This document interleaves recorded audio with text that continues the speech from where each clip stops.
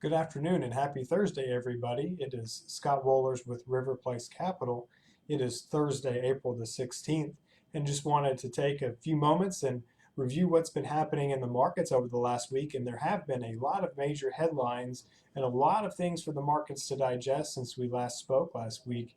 And we ended last week on the highs, and over the weekend, we saw the president come out and state that he has goals and aspirations to slowly start to reopen the economy by early May as the goal to start rolling it out and phasing it out. So what does that really mean and what does that look like? It looks more like it'll be by region, by locale, areas that have not as many infections and lower infections, and we can start to slowly but surely reopen the economy.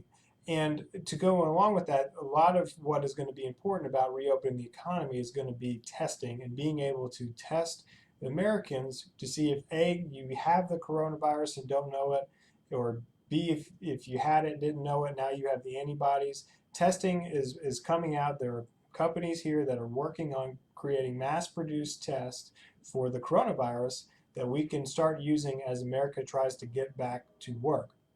So we saw a nice big pop Monday off of those headlines of hopefully getting the economy up and rolling and going in the beginning of May as an end to the as a start to restart the economy, an end to the staying at home, and the end to the uncertainty.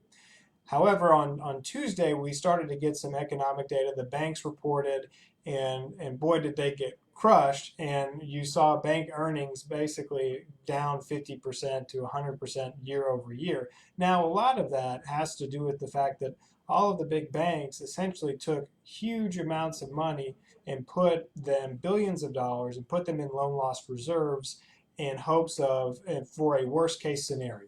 So they're doing the responsible thing, but in essence, it's hurting their earnings. However, the banks are very, very liquid, have phenomenal balance sheets, but you continue to see them getting hit in the marketplace. But again, the market is going to, as we've talked about over the last couple of weeks, we are going to be in a trading range and we're just going to start moving on headlines. And so again, today you saw jobless claims come out, and we saw another record of over 5 million Americans on unemployment, bringing the total since all of this started to 22 million Americans who had filed unemployment, who were unemployed due to the slowdown of the economy. So the markets are continuing as headlines come in, whether it's the opening of the economy, whether it's terrible retail sales numbers, whether it's the banks, whether it's jobless claims. Market is just going to be moving until we have some definitive answers where we go, we have a therapy or we have a set date where we're going to start opening things up. Remember, the markets are always forward looking when it comes to these things. They're not reacting always to what's happening right now, but how it's going to have an impact on us 3, 6, 9 months down the road. So as always, if you have any questions about what's going on in the market, feel free to give us a call at 904-346-3460, or always check us out online at www.riverplacecapital.com. I hope that you have a wonderful rest of your day. Thanks.